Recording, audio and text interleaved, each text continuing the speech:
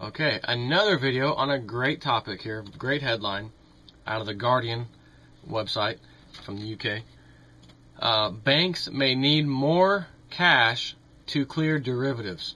And we all know the derivatives is in the hundreds of trillions and rumored to be over 1,000 trillion, or I guess they call that a quadrillion, dollars. I mean, it's insane. So, London, June 5th, Reuters. The world's top 14 derivatives dealers may need extra cash to handle a surge in transaction clearing, especially in choppy markets, the Bank for International Settlements, or BIS, said. Clearing is being favored by regulators because it is backed by a default fund that ensures a trade is completed even if one side goes bust, as with the collapse of Lehman Brothers during the financial crisis. I love how they say that, during the financial crisis, as if that was a past tense thing. Like, remember the financial crisis in 2008, 2009? Oh yeah, as if it ended, and it's not, still continuing and getting worse. I love how they write these articles. Anyways, world leaders have agreed that chunks of the 600 trillion off-exchange derivatives market must be standardized and cleared by the end of 2012 to broaden transparency and curb risk. Researchers at the BIS, a global forum for central bankers, looked at whether the group of 14 dealers, or G14, that denominate derivatives trading would have enough capital to handle the anticipated surge in trades that will have to be cleared. BIS concluded in a paper published on Sunday that, quote, it seems unlikely that G14 dealers would have much difficulty finding sufficient collateral to post as initial margin, end quote. By contrast, dealers may need to increase the liquidity of their assets as central clearing is extended, BIS said. Central clearing covers about half of the 400 trillion in interest rate swaps, 20 to 30% of the 2.5 trillion commodities derivatives, and about 10% of 30 trillion in credit default swaps. The G14 dealers comprise of, get ready for this, you probably can't guess any of the names I'm about to mention.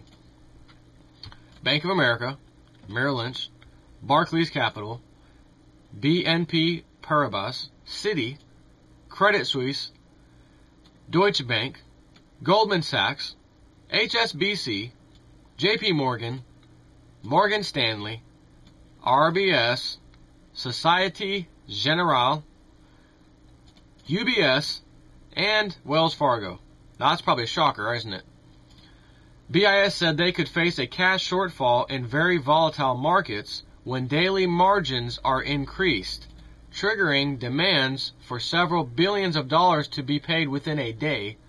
Quote, these margin calls could represent as much as 30% of a G14 dealer's current holdings of cash and cash equivalents in the case of interest rate swaps, BIS said. Clearing operators like ICE or ICE, the CME, remember them? The ones who raised the margins on silver? CME Group? ICE, CME, LCH. ClearNet, LCH.ClearNet, it says, and then Eurex, are vying to capture the huge increase in clearing volumes expected, but policymakers are taking steps to make sure operators remain robust, requiring clearinghouses to be able to withstand a default by two major clearing members could also help financial stability, BIS said. Current rules require clearers to be able to ride a single member default. So they're saying we might need to be able to clear a default or two. And who are the clearers that might default? They just said it. They just told you. Clearing operators like ICE, CME, right? Remember that? Chicago Mercantile Exchange, the CME, also owned by JP Morgan, I guess, right? The one who raised the margin hikes out of control for silver in a very short period of time, who caused it to push the market down. Yes, that's CME. So they're saying, let's read that again. So now that you know what I just said, they're talking about a clearing operator defaulting. The CME could be defaulting. Clearing operators like, let's just shorten that to CME only.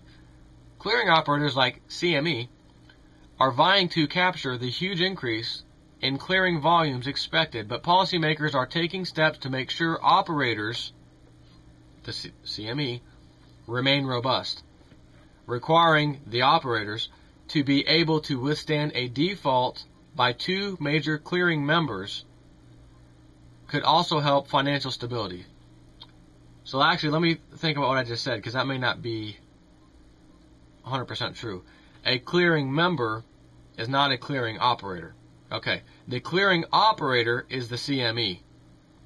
The clearing member would be the person they're doing business with, which would be the big guys, JP Morgan potentially, or whoever, dealing with the commodities and the money involved, right? So they're saying if the CME is trying to be the middleman and get this party A the money that party B owes it and the commodities, right? And the CME is having trouble because this party, who's supposed to have physical goods in demand in its possession, I guess, I don't know, can't meet the requirement by all these pieces of paper over here that they owe these people or this company or multiple companies. Therefore, this person defaults, which would be whoever is issuing the contracts would default. And if they were to default, what they're saying is requiring the clearinghouses to be able to withstand a default by two major clearing members could also help financial stability, BIS said. Current rules require clearers to be able to ride a single member default. Clearers could also benefit from adjusting initial margins to market volatility levels or set them accordingly or according to the highest level of volatility, BIS said. So they're basically saying we know there's going to be defaults coming within these markets. And probably specifically, I'm going to say,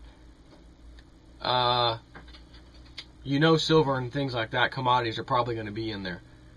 So they're saying a party that may owe these commodities may default or claim to have certain assets backing or whatever, doesn't, and the whole thing is just trash, which we already know is the case. It's just something on a piece of paper that they say they look big and powerful, and then you really look into it and there's nothing there. Kind of like an Enron, pretending to be an energy company, there's like nothing there. Nonsense. So they're saying we can current rules are that one of these guys should be able to handle a single default, but we probably should make it to where they can handle at least a couple. So the CME could handle a couple, ICE could handle a couple, LCH could handle a couple, Eurex could handle a couple of defaults. Why would they think there's going to be a couple of defaults, or even more for that matter? For all the reasons we know they're going to be a default, even though they're not saying it. We're the ones saying it and exposing this and letting people know they are making preparations for it behind the scenes because they know it's inevitable. So this just reassures us that silver and things like that are going to definitely skyrocket. There's going to be defaults. Could the COMEX default? Sure. It's unheard of, but yes, it could. Could some other exchange default? Yes, it could. Also unheard of, but it could. Just like Bernanke said, it's unheard of to even think that the housing bubble, there'll be a housing bubble and it will collapse. When asked on camera in 2006, what happened? Exactly what he said was absolutely impossible. Ben Bernanke. The Ben Bernanke. So, that's something to chew on. I think I got one more video to do, so I'm ending it here. Have a nice night.